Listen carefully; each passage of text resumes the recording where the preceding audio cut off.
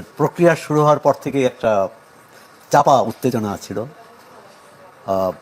প্রার্থী, দল, নির্বাচন কমিশন, সরকার, প্রশাসন সবটা কার কার কী ভূমিকা এবং সেই ভূমিকা নিয়ে একে অপরের উপর অভিযোগ ছিল, আবার সহযোগিতাও ছিল। আর যে কারণে আমরা মোটামুটি একটা ভালো নির্বাচন করতে পেরেছি। তাই জন্য যারা নির্বাচনের সঙ্গে সংশ্লিষ্ট সবাইকেই ধন্যবাদ। রাজনৈতিক দলগুলোর মধ্যে বেশ উত্তেজনা ছিল এবং নির্বাচনের আমাদের যে প্রতিনিধি সর্বশেষ তথ্য, তাতে দেখা গেল যে অনেকগুলো আসনে বেশ হাড্ডাহাড্ডি লড়াই, যাকে বলে সমানে সমান। কেউ হয়তো 5,000 ভোটে এগিয়ে জিতেছেন, কেউ হয়তো হেরেছেন, কিন্তু লড়াইটা এমন ছিল যে চূড়ান্ত ফলাফলের আগে বলা যেত না যে কে জয়ী হবে, কে পরাজিত। একদমই। আমরা ঢাকা 17 আসনেও কিন্তু দেখেছি যেখানে বিএনপি চেয়ারম্যান তারেক রহমান নির্বাচন করেছেন, সেখানেও জামাতের প্রার্থীর সাথে তার ব্যবধান কিন্তু খুব বেশি না।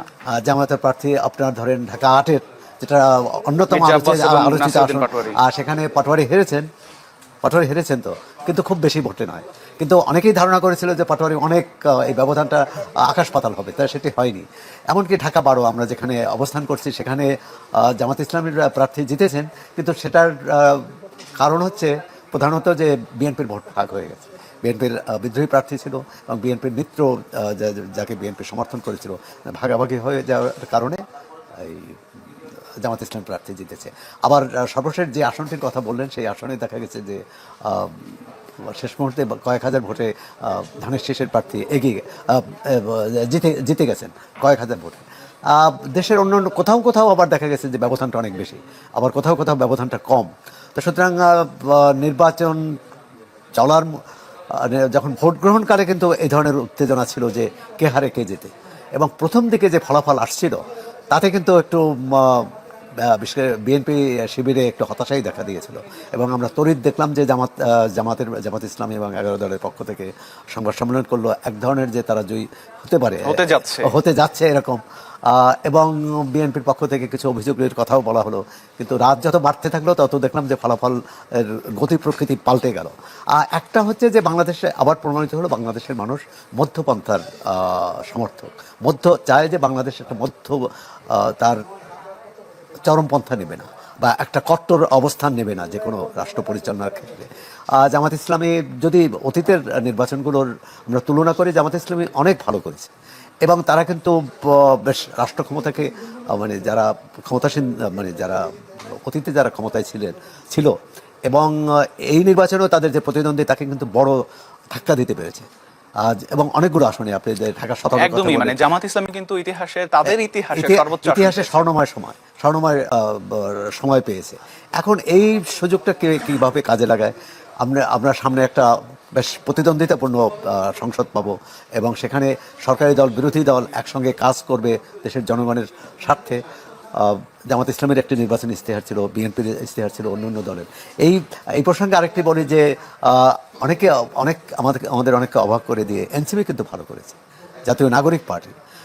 তাদের মাত্র 29টি আসনে তাদের প্রতিনিধি ছিল এবং সেখানে 5টিতে জিতেছে, কয়েকটিতে তার কিন্তু খুব কম ভোটে হেরেছে। সুতরাং আমি বলবো যে, এবং তাদের দলীয় প্রধান জিতেছে এবং বেশ কী বলে একটা চমকই বলবো, কারণ অনেকেই ভাবছিলেন যে তার যে প্রতিদ্বন্দ্বী বিএনপির বেশ শক্তিশালী প্রার্থী ছিলেন, প্রভাব, প্রতিপত্তি, অর্থ ইত্যাদি, এবং নাহিদ ইসলাম জিতেছে। তো যারাই এই নির্বাচনে জিতেছে আমরা অভিনন্দন জানাই। কিন্তু যে প্রশ্নটি আসছে যে তারা যে জনগণের কাছে অঙ্গীকার করেছে সেই অঙ্গীকারটা রক্ষা করবে, আর এর অর্থ না, অতীতে আমরা যেটা দেখে এসেছি যে এটা না হয়, যে দল জয়ী হয়েছে তার অঙ্গীকারই পূরণ হবে, যে দল জয়ী হতে পারেনি তারা তো সংসদে যাবেন। সুতরাং তার যে নির্বাচনী প্রতিশ্রুতি, যে সেই প্রতিশ্রুতি যেগুলো জনগণের কল্যাণে থাকবে, যেমন জামাত ইসলামের যে একটি কর্মসূচি আছে যে 5 শিশু এবং প্রবীণ, 5 বছরের শিশু নিচের যে শিশু এবং প্রবীণ তাদের চিকিৎসা ব্যয় রাষ্ট্র বহন করবে। তো এটা খুবই ভালো প্রস্তাব। এখন জামাত ইসলামী যদি জয়ী হতো, সরকার গঠন করতো, আমরা নিশ্চয়ই বলতাম তারা প্রতিশ্রুতি পূরণ করুক। কিন্তু আজকে বিএনপি জয়ী হয়েছে, বিএনপিরও বিবেচনা করে দেখা উচিত এই যে প্রতিশ্রুতি এর সুফল কে পাবে, জনকল্যাণকর। তাই এরকম হচ্ছে, এটি একটা কার্যকর সংসদ।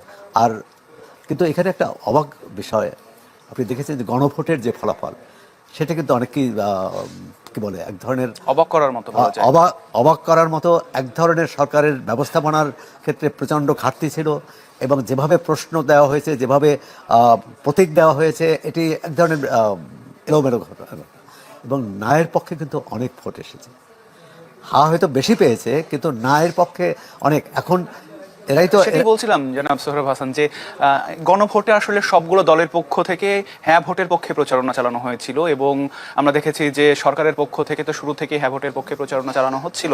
শেষ পর্যন্ত বিএনপিও কিন্তু বেশ আলোচনা সমালোচনার পর বিএনপি চেয়ারম্যান তারেক রহমানও কিন্তু হ্যাঁ ভোটের পক্ষে সমর্থন চেয়েছেন। তারপরও আমরা দেখছি যে না ভোটের কিন্তু একটা বড় অংশ এসেছে, যদিও আমরা আনুষ্ঠানিকভাবে এখনো পুরোপুরি ফলটা পাইনি, বাট আমরা সংখ্যাটা দেখছি যে না ভোটের সংখ্যা কিন্তু এর একটা কারণ যে এই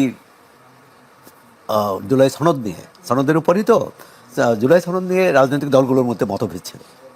বিএনপি অনেকগুলো বিষয়ে তারা দ্বিমত করেছে, নোট অফ ডিসেন্ট দিয়েছে, আর এটি একটি বিষয়। এবং বিএনপির এ ব্যাপারে খুব আগ্রহ ছিল না। এবং পরবর্তীকালে বিএনপির চেয়ারম্যান যে হাভোটকে জয়যুক্ত করার কথা বলেছেন, সেটা বিরোধীদের চাপে, মানে তারা কিন্তু বলেছে। এবং তিনি যখন হাভোটের কথা বললেন, তখন আবার তারা সমালোচনা করলেন যে আমাদের চাপে বলা হয়েছে। মানে আমাদের রাজনৈতিক সংস্কৃতিটা খুব বদলায়নি। আপনি এই নির্বাচনে দেখুন, আমরা আশা করব যে নির্বাচনে যে প্রচারে যে উত্তাপটা ছিল সরকার, বিশেষ করে বিএনপি ও জামাত নেতাদের মধ্যে, সেই উত্তাপটা যাতে নির্বাচন পরবর্তী সময় না আসে। আরেকটি বিষয় যে কোনো নির্বাচনে আমরা দেখি যে নির্বাচনের পর প্রান্তিক জনগোষ্ঠী বা যারা দরিদ্র জনগোষ্ঠী, সংখ্যালঘু, তাদের উপর এক ধরনের চাপ থাকে, হামলার ঘটনাও ঘটে। এবারে এখনও বড় ধরনের কোনো হামলার ঘটনা ঘটেনি, কিন্তু এ ব্যাপারেও অন্তর্বর্তী সরকার তো এখনও দায়িত্বে আছে, সরকার প্রশাসন এবং বিজয়ী এবং পরাজিত উভয় রাজনৈতিক দল। কারণ পরাজিত হলে ভাবে যে এদের জন্যই আমি পরাজিত হয়েছি। আবার বিজয়ী তারা কোনো দায়িত্ব নিতে চায় না, তারা মনে করে যে না, তাদের ভোটে না, আমার দলের সাংগঠনিক ক্ষমতার দ্বারাই। এই নির্বাচনে অনেকগুলো আমাদের শিক্ষণীয় বিষয় আছে এই নির্বাচন থেকে। আর একটা হচ্ছে যে ভালো নির্বাচনও করা যায় যদি সদিচ্ছা থাকে। তাহলে যেমন আমরা 3টি নির্বাচনে, আওয়ামী লীগ আমলে 3টি নির্বাচন দেখেছি, একেবারেই নির্বাচনের নামে প্রহসন। কোনোটায় বিরোধী দল এসেছে, কোনোটায় আসেনি, আসলেও তাদের ভোটাধিকার। 24 আমরা দেখেছি যে 24 আমিডামি নির্বাচন, তার আগে রাতের ভোট, তার আগে কি বলে বিনা ভোটে এমপি হওয়া। এর থেকে যে বেরিয়ে আসা, এটি আমি মনে করি যে এই নির্বাচনে একটি মাইল ফলক হতে পারে, একটি দৃষ্টান্ত হতে পারে যে না, আমরা বাংলাদেশের মানুষ ভালো নির্বাচন করতে পারে, যেটা আমরা 91-এ প্রমাণ করেছি, 96-এ প্রমাণ করেছি, 2001 বা 8-এও। হ্যাঁ, তারপর কিন্তু যদিও ওইসব যারাই ওইসব নির্বাচনে হেরেছে, তারা সূক্ষ্ম কারচুপি, স্থূল কারচুপির কথা বলেছে। তা আমরা চাই যে এই নির্বাচনটা আমরা ভালো মতো করতে পারলাম। এরপর এই রাজনৈতিক নেতৃত্বেরই দায়িত্ব যে সংসদটা আমরা ভালোভাবে চালাবো, সরকারটা ভালোভাবে চালাবো। সরকার মানে শুধু বিজয়ী দলের নয়, সরকার কিন্তু বিজয়ী দল, সরকার, বিরোধী দল এবং সমগ্র জনগোষ্ঠীর সরকার। আমরা অতীতে দেখেছি যে দলই জয়ী হয় দলীয় সরকার হয়ে যায়, সেটা নামে বেনামে দলীয় সরকার, যেটা বিএনপি সরকার। তা আমরা চাইবো ভবিষ্যতে যে এরকম দলীয় সরকার না হয়, তার কোনো কর্মকাণ্ডে যে এটি যাতে প্রতীয়মান না হয়। সে দলের প্রতি, দলীয় লোকদের প্রতি, দলীয় নেতাকর্মীদের প্রতি বিশেষ সুবিধা দিয়েছে, অন্যায্য সুবিধা দিয়েছে। আপনি এটা রাজুকের ফ্ল্যাট বরাদ্দ থেকে শুরু করে সব ক্ষেত্রে, যে কারণে জুলাই সনদে যেসব সংস্কারের কথা বলা হয়েছে, এই সংস্কারগুলো আমরা আশা করব যে সরকারি দল, বিরোধী দল এই বিষয়গুলো নিয়ে তারা কাজ করবেন না। আপনি বলছিলেন কিছুক্ষণ আগে যে এই নির্বাচনের জয়ের পরেও বিএনপির জন্য বেশ কিছু চ্যালেঞ্জও থাকবে। জামাতের পক্ষ থেকে একটা বড় সংখ্যায় আসন যেহেতু তারা পাচ্ছে, ফলে সংসদে একটা শক্ত বিরোধিতার মুখে পড়তে হবে। কি মনে হয় আপনার কাছে, জামাত জোট আসলে কতটা প্রতিরোধ বা তারা আসলে কতটা বিরোধিতা করতে পারবে শক্ত অবস্থানে থেকে? আসলে আমাদের অতীতের রাজনৈতিক সংস্কৃতি থেকে বেরিয়ে আসতে হবে। প্রথমত হচ্ছে বড় বিরোধী দল বড় হলেই যে চ্যালেঞ্জ হবে, সেটি নাও তো হতে পারে, হওয়া উচিত নয়। কারণ সংসদে সরকারি দল, বিরোধী দল যেই ন্যায্য কথা বলবে, যেই ন্যায্য প্রস্তাব দেবে, ন্যায্য বিল আনবে, সেটি পাশ হওয়া উচিত। এবং সংসদীয় কমিটি থাকবে। এই নির্বাচনে ডেপুটি স্পিকার বিরোধী দল থেকে নেওয়া হবে। আপনি চ্যালেঞ্জের কথা বলছেন, চ্যালেঞ্জ নিশ্চয়ই আছে, কিন্তু চ্যালেঞ্জের পাশাপাশি একটা সুযোগও থাকবে, সেটাও কিন্তু আমাদের মনে রাখতে হবে।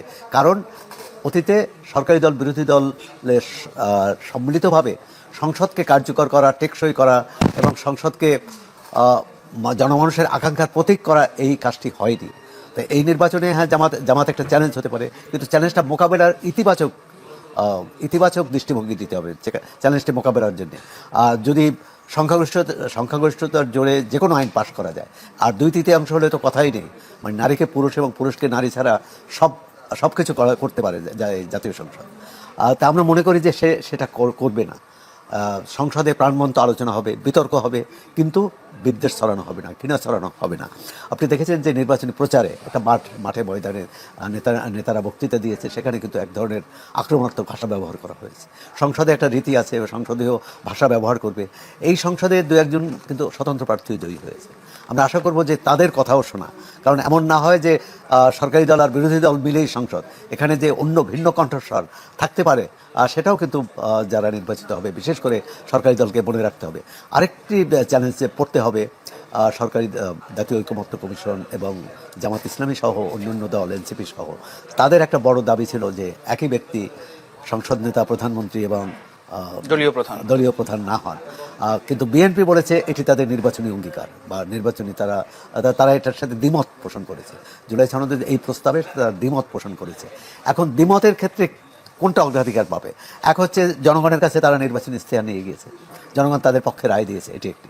আবার জুলাই সনদে আছে যে এই করা যাবে, এই করা যাবে না, বা সেখানে বিএনপি স্বাক্ষর করেছে। এখন বিএনপি এই যে নোট অফ ডিসেন্ট দিয়েছে, কিন্তু তারপরে তো স্বাক্ষর করেছে।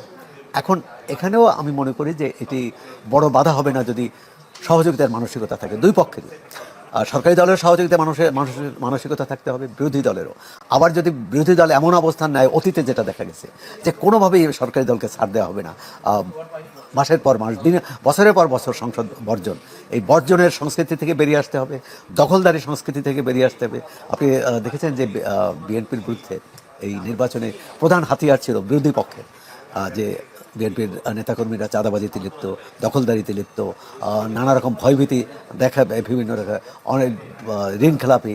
তো সুতরাং এই যে সমালোচনা করে, এই সমালোচনার যেটা ন্যায্য সমালোচনা, অর্থাৎ চাঁদাবাজির, দুর্নীতি এবং চাঁদাবাজি, অর্থাৎ বিএনপি নেতারা যদি দুর্নীতি না করে তাহলে দুর্নীতির অভিযোগ আনতে পারবে না, চাঁদাবাজি যদি যুক্ত না হয় তাহলে চাঁদাবাজির অভিযোগ আনতে পারবে না, দখলদারিতে যুক্ত না হলে তাহলে দখলদারির অভিযোগ আনতে পারবে না। এই তিনটি বিষয়, দুর্নীতি, দখলদারি, চাঁদাবাজি, এটা থেকে যদি বিএনপি নিজেকে মুক্ত করতে পারে, সেটা হবে তার বড় সুবর্ণ সুযোগ। এবং তখন বিরোধী দল যে অবস্থানই নেই, যত সমালোচনা করুক, কোনো কাজে আসবে না। এবং একটি ভালো, এই নির্বাচনের ফলে বিএনপি কিন্তু সেই সুযোগ